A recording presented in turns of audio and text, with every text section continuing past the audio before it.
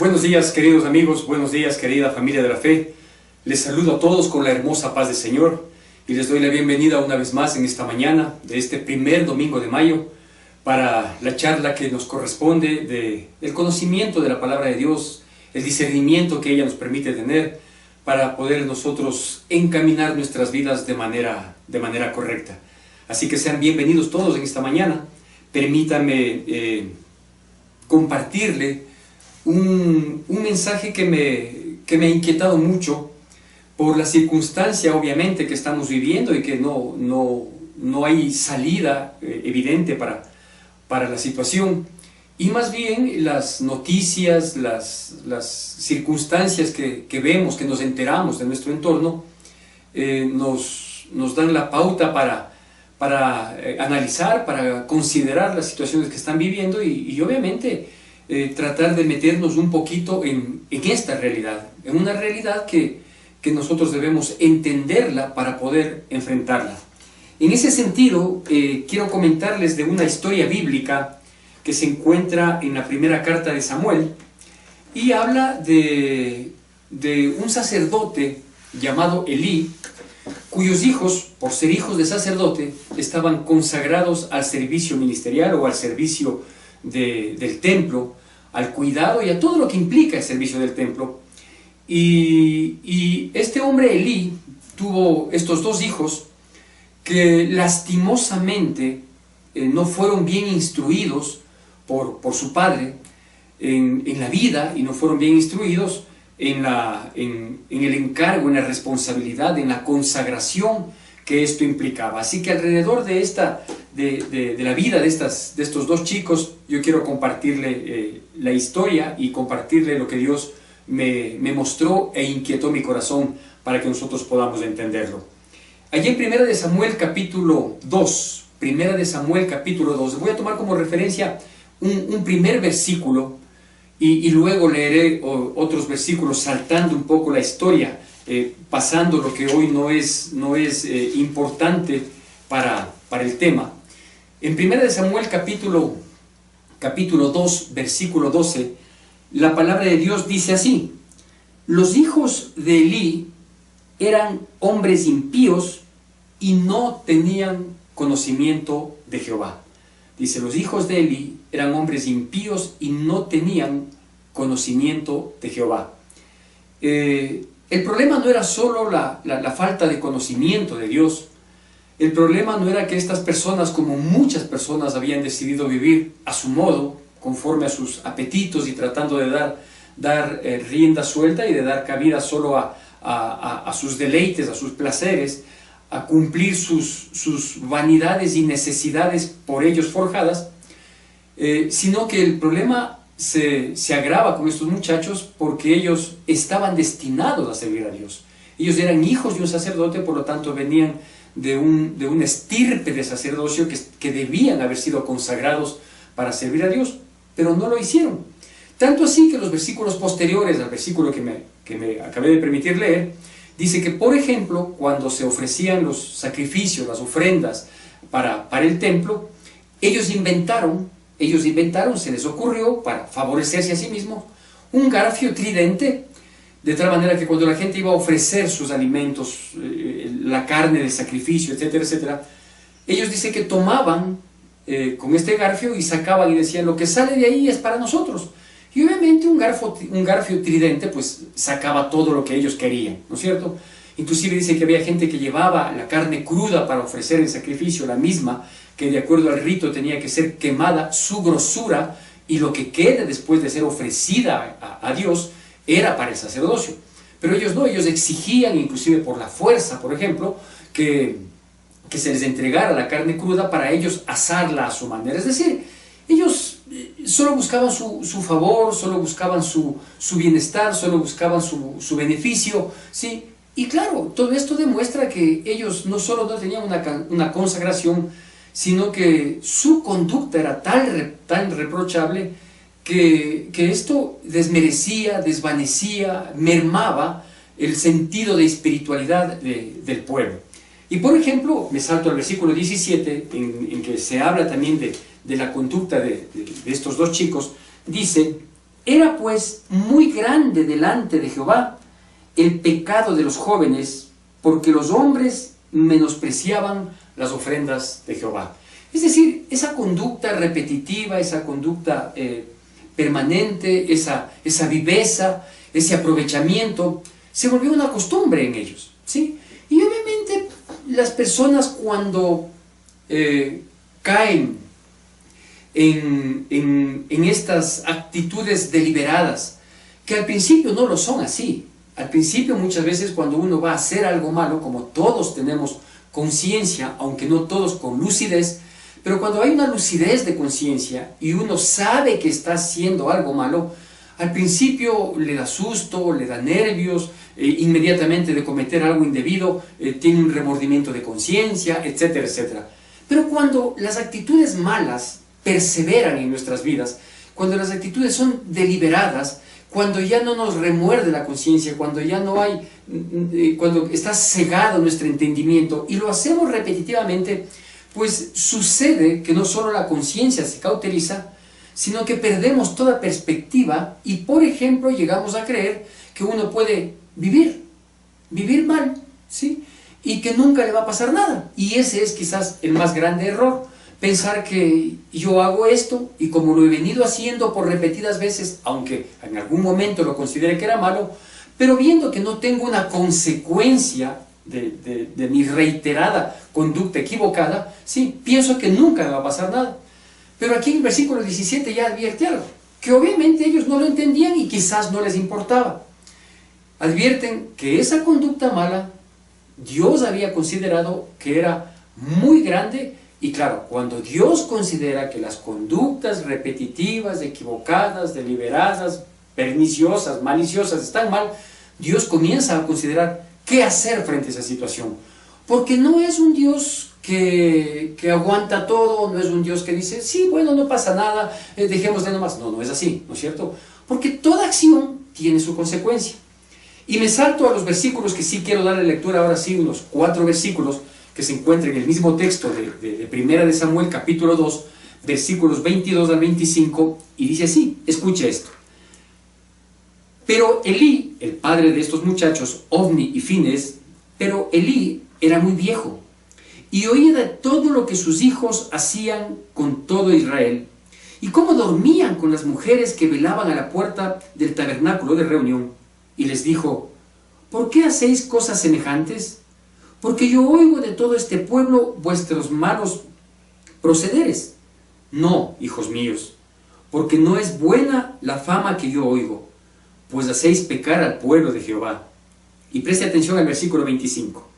Si pecare el hombre contra el hombre, los jueces le juzgarán. Mas si alguno pecare contra Jehová, ¿quién rogará por él? Pero ellos no oyeron la voz de su padre, porque Jehová había resuelto hacerles morir. Porque Jehová había resuelto hacerles morir. Yo quiero, antes de desglosar algunos puntos en este sentido, yo quiero hacer notar algo que es sumamente importante y que quizás hoy en día un poco se ha desvirtuado, un poco se ha desmerecido, se ha quitado la atención de algo que es tan importante, ¿no? ¿Por qué, por ejemplo, los chicos hoy en día, cada vez más precoces, cada vez con menos temor a la autoridad, con menos temor a las sanciones inclusive que pudieran acarrear, con menos temor o sin temor a las consecuencias? ¿Por qué los chicos llegan a tener ciertos comportamientos tan críticos como los que nosotros hemos visto y vemos en nuestro entorno? Imagínense, me parece que ya mencioné esto en algún video anterior, que a pesar de esta cuarentena que nos tiene en aislamiento, que nos tiene refugiados en nuestras casas, que tenemos apenas pocas horas para salir a hacer lo indispensable, lo sumamente necesario entre las 5 de la mañana y las 2 de la tarde, todavía se sigue, por ejemplo, cometiendo muertes en horas que aparentemente en esta época estamos inhabilitados, es decir, luego de las 2 de la tarde hasta las 5 de la mañana del día siguiente, se cometen crímenes. Yo miraba una noticia en días pasados de que se había hecho una requisa en un sector a la madrugada, cuando supuestamente todos deberíamos estar en casa, pero se hizo una requisa, se detuvo a un número, si mal no recuerdo, de 12, 15 delincuentes que habían estado caminando en la noche, porque cuando ellos fueron sorprendidos por el estado de emergencia que nos encontramos, pues al revisarles tuvieron armas, entre pistolas, cuchillos, armas cortopunzantes, varios celulares, etcétera, etcétera. Y claro, eso demuestra que su presencia en la calle a esas horas no era precisamente para ir a hacer un grupo de oración, ¿no es cierto?, o que iban a predicar el evangelio o algo parecido. Entonces, digo, ¿por qué llega la gente, los muchachos, a esas actitudes deliberadas, que no respetan nada, que no respetan autoridad, que no tienen temor de nada? Porque olvidamos, digo, algo que es muy importante, y que la palabra de Dios lo dice y la realidad así lo corrobora, que quizás nosotros descuidamos la instrucción que debemos dar a nuestros hijos desde la más temprana edad posible. Le repito, porque nosotros en los últimos 30 años y quizás un poquito más, hemos descuidado la responsabilidad que como padres tenemos de instruir a nuestros hijos desde la más temprana edad posible, para que ellos puedan no solo tener conocimiento de estas instrucciones, de este comportamiento adecuado, de la moralidad, de la ética, del respeto, etcétera, etcétera, sino que no solo que no se les ha dado, no solo que no se les ha dicho, no solo que no se les ha comentado, sino que tampoco ha sido manifestado con el ejemplo, ¿no es cierto? Quizás una de las críticas que pudiéramos nosotros hacer al sacerdote Elí, es decir, a una persona que debía haber sido consagrada a Dios, y su consagración no era personal, es una consagración de él y de su familia. Es decir, él, antes de ser un sacerdote del tabernáculo, él tenía que ser un sacerdote en su casa, ¿no es cierto? Y en su casa tratar de instruir, de guiar, de transmitir el temor reverencial a Dios, de hacerles entender lo importante, lo trascendente que es, ¿sí?, el servicio a Dios, la administración a Dios, el respaldo que debe tener nuestra vida con un testimonio, etcétera, etcétera, etcétera. ¿Para qué? Precisamente para evitar este tipo de cosas. Ellos pues luego estuvieron sirviendo, supuestamente, entre comillas, en el tabernáculo, en el cuidado del tabernáculo, ¿sí? Pero en realidad ellos no estaban sirviendo, ellos estaban sirviéndose de esta situación, y sirviéndose de manera deliberadamente pecaminosa, ¿no es cierto? Y claro, cuando uno cae en eso, todo tiene un punto, todo tiene un límite. O sea, no es que uno puede hacer todo lo que quiere, todo lo que le place toda la vida y quedar como que sin nada. No, porque todo lo que el hombre siembra, cosecha, ¿no es cierto? Y vemos en estos versículos que acabo de leer, del 22 al 25, que efectivamente, pues, su padre, que ya era viejo y que quizás no hizo las cosas a su debido tiempo, ¿sí? Con eso no estoy diciendo que no se está a tiempo. Mientras hay vida, hay esperanza. Y si la esperanza es en Cristo, es de esperanza de gloria, ¿no es cierto? Entonces, él vio que la fama, las cosas que se decía de sus hijos era totalmente aborrecible, era totalmente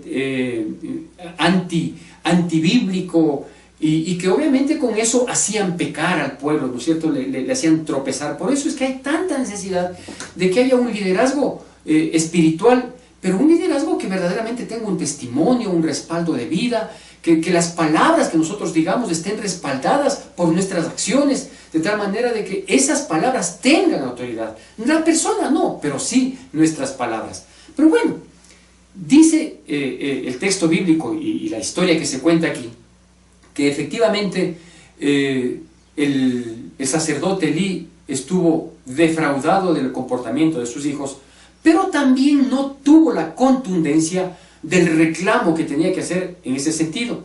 Simplemente les dice, unos dirán, claro, es que ya era viejo, todo puede ser, pero lo que es de Dios se respeta, se reverencia y se lo cumple, ¿no es cierto? Y dice que les dijo, hijos míos, no es bueno lo que ustedes están haciendo. No, no es así. Lo primero que había que hacer es destituirles de sacerdocio. Usted no puede pararse en el púlpito, usted no puede servir en el tabernáculo, y con contundencia. Pero él, bueno, apelemos por un lado a que sí, ya era viejo, a lo mejor no tenía la condición de ejercer la autoridad, no lo hizo a su debido tiempo, etcétera, etcétera. Pero la consagración a Dios y el respeto a las cosas de Dios no tienen tiempo, ¿no es cierto?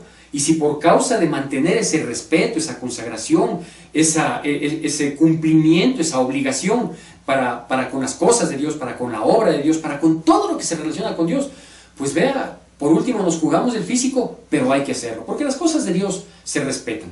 Y yo quiero enfocarme ahora en la segunda parte o en la parte final del versículo 25 que acabamos de leer, que dice que estos muchachos estaban tan mal, que Dios, y dice así, Dios había determinado hacerles morir a ellos. Algo terrible. Para eso yo quiero darle lectura de un versículo que se encuentra en el libro de Deuteronomio, capítulo 32, versículo 39. Deuteronomio, capítulo 32, versículo 39. Este versículo es parte del cántico de Moisés. Deuteronomio, capítulo 32, versículo 39 dice: ved ahora que yo soy, y no hay dioses conmigo. Yo hago morir, y yo hago vivir.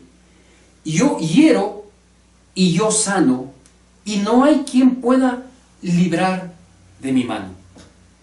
Yo hago morir, y yo hago vivir. Yo hiero, y yo sano, y no hay quien pueda librar de mi mano. ¿Por qué le comento este versículo? Por lo que dice la segunda parte del versículo 25 del capítulo 2 de 1 de Samuel, que es nuestro texto oficial. Dice que Dios había determinado hacer morir a estos dos chicos. Es decir, Dios decidió, por un lado, poner un alto a esa conducta, poner un alto a esa blasfemia, poner un alto para que ni ellos lo sigan haciendo, ni permitan que otros sigan menospreciando el altar de Dios, porque no se puede hacer así. Entonces Dios decidió poner un alto.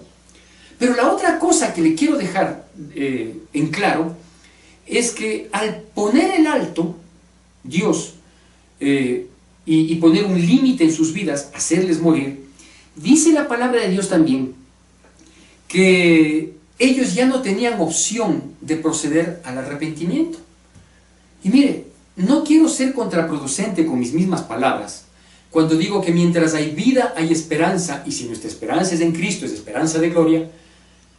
Digo, no quiero contraponer cuando digo que hay muchas ocasiones, o quizás sean pocas, es mi anhelo, es mi aspiración, en que Dios determina hacer morir a la gente sin darle opción de arrepentimiento. No necesariamente porque la muerte sea insofacto, no necesariamente porque la muerte le cogió, como ya vamos a hablar un poquito de nuestra actual realidad, como está cogiendo a mucha gente, ¿no es cierto?, que le cogió la muerte así. Hoy es común escuchar las noticias en las que dice que estaba caminando una persona, estaban caminando más de una persona, y uno de ellos, o el que estaba caminando solo, se desvaneció, se desmayó y quedó muerto. Eso ha pasado en las aceras de las calles de nuestro país, en las provincias más afectadas, Quito, Guayaquil, en las ciudades más afectadas. Eso ha pasado dentro de los hogares, cuando no se sabía que una persona estaba en esa condición, quizás con este virus o con otra enfermedad, que se agravó fruto del aislamiento, al no poder acudir a un médico, al no poder acceder a una medicina, al no tener los recursos para poder darle el cuidado que se le venía dando, etcétera, etcétera. La cosa es que de la noche a la mañana murió. No necesariamente cuando hay una muerte así, repentina, sino que inclusive, por ejemplo, con estos chicos, Dios determina en el capítulo 2, versículo 25, que ellos iban a morir. En el versículo 34, el profeta Samuel, que estaba empezando su vida ministerial, le exhorta al sacerdote Elí, con quien fue criado desde su niñez. Le exhorta y le dice: pero Dios no te tomó a ti y a tu familia para que estén siempre delante de su presencia y le sirvan. Y tú no supiste educar a tus hijos, tú no supiste traspasar una verdadera consagración, un verdadero compromiso de servicio. Sí, dice, ahora Dios ha dictado una sentencia. Y la sentencia es que tus hijos van a morir y los dos van a morir el mismo día. Permítanme dar el versículo, lectura del versículo 34 de la misma porción del capítulo 2, dice: y te será por señal esto que acontecerá a tus dos hijos, Ofni y Fines, ambos morirán en un día. Miren, ¿qué significa esto? Esto significa una advertencia, ¿no es cierto? Dios estaba diciéndole a un padre, tus hijos van a morir. Dios le estaba diciendo, tus hijos van a morir. No todo mundo tiene la dicha, no todo mundo tiene el privilegio, no todo mundo tiene la bendición de ser advertido para el día de su muerte. No todo el mundo. Primero porque el tema de la muerte no es un tema que uno lo comente con mucha frecuencia con nadie, con sus amistades. No es un tema de conversación social, no es un tema de comentario repetitivo. Y obviamente sería un masoquismo tratar de que un tema como la muerte sea un tema cotidiano. Por no ser precisamente un tema muy normal, también es un tema que uno no lo desglosa, no lo analiza y no lo piensa, sino cuando efectivamente se ve ante estas circunstancias. Ante circunstancias próximas o ante circunstancias que ya sucedieron. Es decir, cuando uno considera esta situación de la muerte, el cese de la vida, ¿cuándo uno lo considera?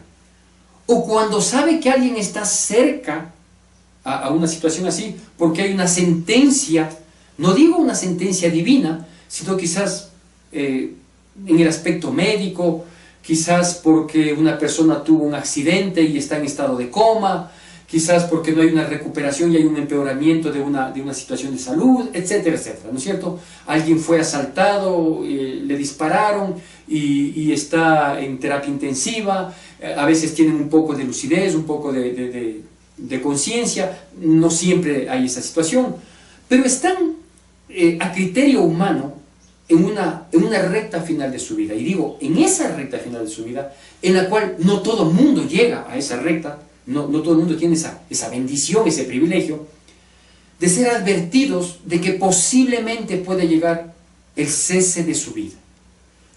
Porque digo, unos casos son de muerte inmediata y otros son de muerte anunciada. Pero frente a este tema tan crítico y tan vívido el día de hoy, ¿no? Ya le digo, hay gente que está caminando por una acera y se desvanece y murió. Hay gente que posiblemente comenzó con unos síntomas, estos síntomas empeoraron, hoy ya no tenemos claro cuáles son los síntomas del famoso virus, porque inicialmente se nos dijo que los síntomas eran nada parecidos con los de una gripe, así que si uno tenía síntomas de gripe, que estemos tranquilos, y resulta que hay mucha gente que tuvo síntomas de gripe y que terminó muriendo, ¿sí? No se sabe si por el virus o no, solo se podría haber sabido si es que las personas que fallecieron previamente fueron hechas el examen, la prueba de coronavirus, pero frente al crecimiento de fallecimientos en este tiempo, ¿sí? Es difícil saber y determinar quiénes murieron por el virus o quiénes por otras circunstancias. Lo que sí es cierto es que ha habido un incremento de fallecimientos en el mundo entero, y que conocemos de los países de mayor afectación, y entre esos obviamente conocemos de nuestro país. Y frente a esta situación, digo, hay dos aspectos que yo quiero destacar. El primer aspecto es la persona que fallece. ¿Qué dejó pendiente? La persona que falleció, si lo hizo de manera inmediata, sin pensar que podía llegarle esa hora, o las personas que a lo mejor tuvieron tiempo porque presupuestaron que podían llegar a esa instancia de su vida, ¿qué dejaron pendiente? ¿Sí? Y frente a esta primera posición, ¿qué dejó pendiente la persona que partió? ¿Sí? La apreciación que podemos tener al respecto es muy triste, porque cualquiera haya sido la situación que dejó pendiente, simplemente hoy ya es tarde, ya no lo puede hacer, ya es irreversible, ya es irremediable, ya pasó. Pero hay otra situación. ¿Qué pudimos, la segunda opción, frente a las personas que han partido, qué pudimos nosotros haber hecho por ellos?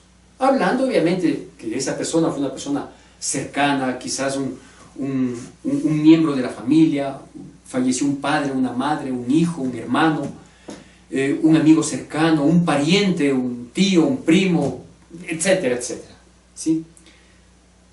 El que falleció, ¿qué dejó pendiente?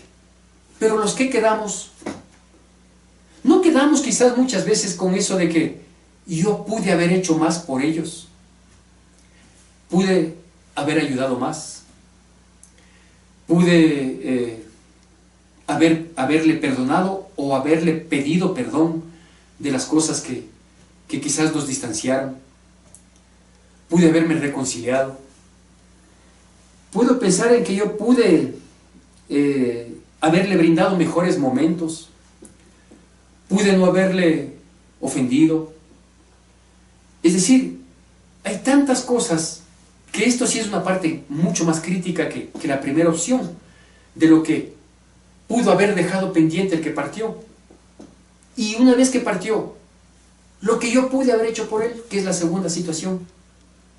Esto sabe que yo como ministro de Dios, como pastor, cuando me ha tocado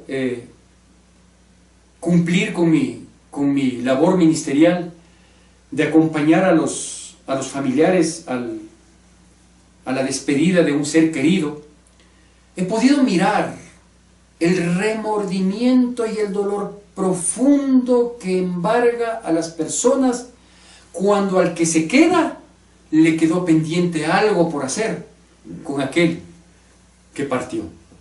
Porque el que partió, lo que dejó pendiente, pues ya la Biblia dice que la persona cuando muere, si es borrada su memoria, no tiene ningún sentimiento, no tiene nada en el archivo del recuerdo, ¿no es cierto? Entonces, el que partió, partió. Ya lo que quedó pendiente será dolor para los que quedan, etcétera, etcétera. Pero los que quedamos, no quedamos con esa amargura, no quedamos con esa frustración de no haber hecho lo que pudimos hacer. Y nos quedamos a veces golpeándonos la cabeza y sintiendo un dolor en el corazón, diciendo, pero ¿por qué no lo hice? E inclusive recordando situaciones que Dios mismo en su infinita misericordia las generó, las creó, nos dio la posibilidad de dar un paso de acercamiento, de poder dar un poco más, de hacer un poco más. Pero a veces nosotros vivimos como que si la muerte no existe, no obstante de que estamos viviendo un tiempo en el que la muerte es el pan de todos los días. Yo sé que todos los días muere gente, pero no en la cantidad y en el porcentaje que ha aumentado como lo estamos viviendo hoy. Y a pesar de que estamos viviendo y que una noticia repetitiva es no solo el contagio, sino la muerte, no consideramos este tipo de cosas y vivimos como que si nunca vamos a morir o como que si nunca nadie va a morir. Y nos permitimos vivir con ofensas, nos permitimos vivir disgustados, nos permitimos hablar mal de la gente, nos permitimos entrar en conflictos, nos permitimos decir no quiero saber más de ti, nos permitimos un sinnúmero ¿qué le puedo decir? De situaciones, de expresiones, de manifestación de emociones, de sentimientos, que lo único que hacen es destruir, que lo único que hacen es hoy mermar nuestro gozo, nuestra alegría. A veces las personas son o terminan siendo amargadas precisamente por esta frustración. Pero ya le digo, parece que vivimos como que si nunca vamos a morir. Como que si yo nunca voy a necesitar del resto, o como que si el resto nunca va a necesitar de mí. Y en este segundo sentido, cuando yo pienso que yo nunca voy a necesitar del resto, vivo en orgullo, vivo en soberbia, vivo en mi propio criterio, porque yo nunca voy a necesitar. ¿Quién tiene la garantía, por favor, de decir yo nunca voy a necesitar del resto? Nadie sabe de quién va a necesitar el día de mañana. Y aunque no parezca que la situación es igual, pues déjeme decirle que sí es idéntica. Que no solo yo no sé de quién voy a necesitar mañana, sino que también sé quién puede necesitar de mí mañana. Y que quizás por mi orgullo, por mi soberbia, por mis ofensas, A lo mejor no puede recibir el favor. Porque quien tiene la ayuda, quien tiene la posibilidad de darme una mano en un momento de dolor, que nadie está exento, que no puedan acudir a mí, simplemente porque yo me doy el lujo satánico, el lujo diabólico, de mantenerme en mi postura intransigente de que con esa persona no quiero nada. Por favor, no nos estamos dando cuenta lo frágil que es la vida, lo ligera que pasa la vida. Por 50, 60, 70, 80 años, 90 o 100 que pudiera llegar a tener un ser humano, la vida humana terrenal es demasiado temporal como para desperdiciarla. Hoy es un culto de Santa Cena. Lo habíamos anunciado con gozo y el gozo lo mantengo. Habíamos anunciado a lo largo en la última media semana, que hoy vamos a volver a tener nuestro culto de Santa Cena. Vamos a compartir la Cena del Señor. Ya en pocos minutos nos trasladaremos a nuestra congregación, abajo del púlpito, en donde siempre ubicábamos nuestra mesa de Santa Cena, para compartir. ¿Sabe qué? ¿Quiere que le recuerde lo que siempre decíamos todos los primeros domingos de cada mes, como ahora en el mes de mayo? Que antes de acercarnos a la mesa del Señor, nos probemos a nosotros mismos a ver si podemos comer del pan y del vino. De tal manera de no vayamos a comer un pan indignamente y a beber juicio en vez de vivir el vino del Señor. Recordando que la Santa Cena es la celebración, es traer a la memoria el sacrificio cruento, pero a su vez hermoso y perfecto, al que fue sometido nuestro Señor Jesucristo. ¿Sabe por qué? Porque Él decidió perdonarnos. Y si Él decidió perdonarnos, siendo santo y sin mancha, cuando Él fue el agredido, nosotros fuimos los ofensores, nosotros fuimos los que le golpeamos, los que le escupimos, los que le latigamos, nosotros con nuestros actos clavamos sus pies y sus manos, y Él decidió perdonarnos, y perdonarnos sin hacernos caer en cuenta, sin sacarnos en cara nada. Simplemente dijo: Padre, perdónales porque no saben lo que hacen. Y nos perdonó y se entregó en una cruz con los brazos abiertos. Eso estamos recordando en un culto de Santa Cena. Y nosotros, con nuestra soberbia, con nuestro orgullo, no quiero saber nada de ti. Si tú estás en ese lugar, entonces yo no voy. Si tú perteneces a este grupo, entonces yo me hago a un lado. Si estás caminando por una vereda, yo me cruzo a la otra. Por favor, nunca vamos a necesitar de nadie. Nunca vamos a morir. Vamos a morir en paz.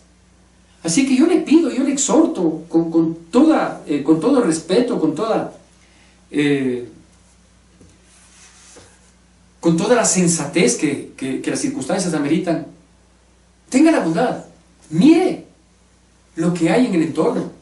Hay muerte. Mire lo que está pasando. Se habló ya, y creo que lo mencioné también en algún otro video, de que estas son señales previas al fin, que no es inmediatamente, dice la palabra, pero son señales previas al fin. Así que pueden pasar dos cosas: o que Dios nos manda a llamar de manera personal con la muerte, o que Dios un día vendrá por su iglesia. ¿Por quiénes? Por quienes le seguimos a Jesucristo, como dice las Escrituras, por quienes hemos tomado en serio nuestra relación con Dios, por quienes hemos decidido seguirle a Él antes que seguir la vida, la vana manera de vivir que nosotros teníamos, dejándonos guiar y arrastrar y estropear por la corriente del mundo. O sea, no piense que bueno, o sea, viene Cristo, se van de la iglesia, qué chévere, nos quedamos aquí menos para la parranda. No es así, por favor. Porque eso sería una injusticia. Y Dios no es injusto. Dios no dejará pasar al justo por impío, ni al impío por justo. Así que yo le invito, antes de pasar a la mesa del Señor, que usted recapacite y podamos nosotros ponernos a cuentas con Dios, y que Dios, en su infinita misericordia, que el Dios Espíritu Santo nos venga a convencer de justicia, pecado y de juicio. Es decir, que nos haga caer en cuenta de que hoy que nos damos cuenta de la vulnerabilidad de la vida, nos pongamos a cuentas con el prójimo, pero de todo corazón, y ponernos a cuentas y pedir perdón y humillarnos y reconocer nuestros errores y doblegar nuestra torpe posición y pedirle a Dios que ponga en nosotros un corazón sensible a su voz. yo quiero culminar con esto. Efectivamente, estos dos hijos murieron en un solo día. Y en el día en que murieron, se presume que fue avisado su padre, Elí, el sacerdote Elí, fue avisado de la muerte de sus hijos. Y él murió inmediatamente después de haber recibido muy claramente una sentencia sobre sus generaciones. Porque dice que después de esta situación los filisteos se levantaron para hacer batalla a los hijos de Israel y que se llevaron cautivo el arca de Jehová. Se llevaron a tierra de los filisteos. Pero como ellos fungían como sacerdotes, Ofni y Fines, los hijos del sacerdote Eli, ellos tenían que cuidar del arca a donde vaya. Y fueron llevados allá. Y en el cuidado del arca y en medio de la batalla, murieron los dos hijos. Escapa un muchacho para dar aviso al sacerdote Elí, llega con angustia, con desesperación, con sus vestiduras rotas y le dice al sacerdote Elí que ya estaba viejo. Le dice, tengo que comentarte algo. El arca de Jehová ha sido capturada por los filisteos y tus hijos acaban de fallecer, tal cual como fue la señal del versículo 34 y tal cual como fue anunciado por la segunda parte del versículo 25. Dios determinó hacer morir a los hijos. Yo no sé, a los hijos de Elí. Yo no quiero que se me malentienda al pensar que Dios es una autoridad perversa y mala que determina hacer morir y que por eso inclusive muere mucha gente que a criterio nuestro es inocente o que a criterio nuestro no debería haber muerto. Por favor, mantengamos claro tres aspectos que van a salir al pie de la pantalla. El primero es que en Dios está la vida y la muerte. De cualquier manera, en terremotos, en guerras, con plagas, cuando todo es felicidad, dicha y paz, en un accidente, qué sé yo. Hay gente que está totalmente sana, que se siente muy saludable y le dio un infarto, hoy escuchó la prédica, mañana nunca más. Entonces, por favor, primera cosa, debemos entender, en Dios está la vida y la muerte. Primera cosa. Segunda cosa, Dios es el que determina el fin de nuestros días. Dios es el que determina el fin de nuestros días. Y la tercera cosa que le quiero decir, y que depende enteramente de las dos anteriores, no juegue con su vida. Póngase a cuentas con el prójimo. Le repito, que depende de las dos anteriores, que en Dios está la vida y la muerte. Primero. Segundo, que Dios determina el fin de nuestros días. Y tercero, no juegue con la vida. No juegue con la vida. Póngase a cuentas cuanto antes con el prójimo. Porque no sabemos si vamos a ser llevados nosotros y podemos dejar algo pendiente, o no sabemos si va a ser llevado el prójimo y nos quede una amargura de saber que me quedó algo pendiente que podía haber hecho en favor de la otra persona. Vamos a acercarnos a la mesa del Señor. Vamos a darle gracias por su infinito amor y por su bondad. Yo quiero que usted con su familia se prepare para compartir este mandamiento que Dios dejó a la iglesia como tal. Porque la conmemoración de la Cena del Señor es un mandamiento que Dios dejó a la iglesia. Pero que lo hagamos con el sentido que siempre lo hicimos. Y que quizás en ese sentido pensamos que era un sentir generalizado por lo que estábamos todos juntos. Vamos a estar todos juntos. Usted en su casa, en donde tiene que levantar un altar de Dios. Hay algo muy bonito que se ha dicho en estos últimos tiempos, de que es verdad que las iglesias se han cerrado, pero que lo que se espera es que las iglesias se hayan multiplicado. Se cerró temporalmente, y esperemos que así sea, una congregación con tal nombre, pero se abrieron muchas congregaciones y muchos altares en los hogares de los que pertenecían a esa congregación. Quizás así sea, esperemos que así sea.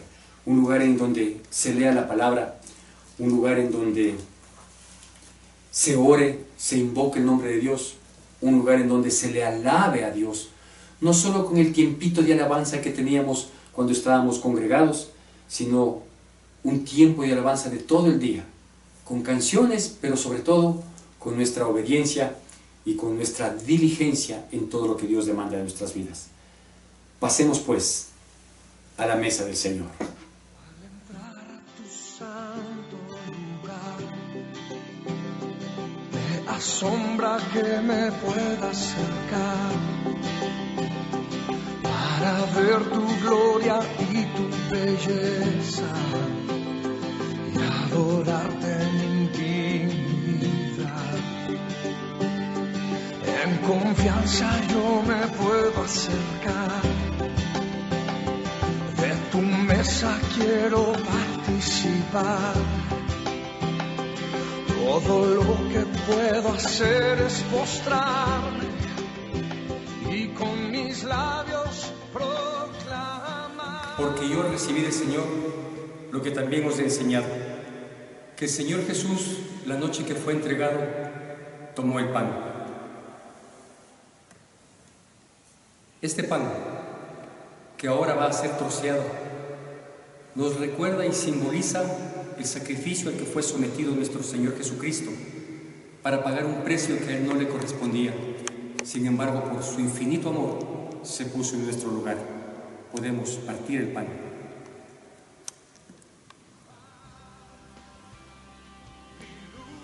Precioso Señor, te pedimos que bendigas este trozo de pan en la simbología del cuerpo de nuestro Señor Jesucristo, que por su infinito e incomprensible amor se entregó por nosotros para pagar ese precio y rescatarnos de nuestra vana manera de vivir.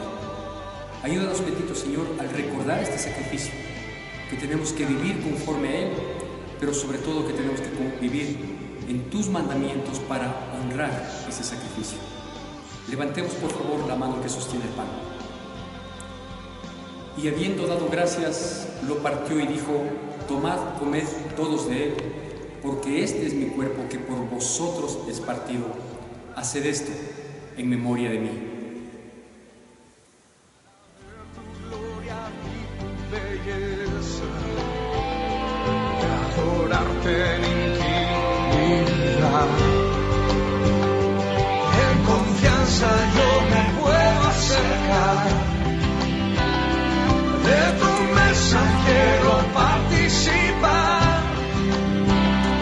Todo lo que puedo hacer es postrarme y con mis labios proclamar mi paz. Asimismo, tomó la copa después de haber cenado, diciendo: esta copa es el nuevo pacto en mi sangre. Haced esto todas las veces que la bebiereis en memoria de mí. Precioso Señor, bendice el contenido de esta copa, que es el fruto de la vida y simboliza la preciosa y poderosa sangre de tu Hijo Jesucristo, que fue derramada en el Calvario para poder ponerle un precio en nuestras vidas, para borrar toda iniquidad de nuestras vidas, para cubrir nuestro caminar y, como si eso fuera poco, para sellar un pacto eterno por el cual tú permaneces fiel a pesar de nosotros. Bendecimos el contenido de esta copa. Podemos servirnos de la misma.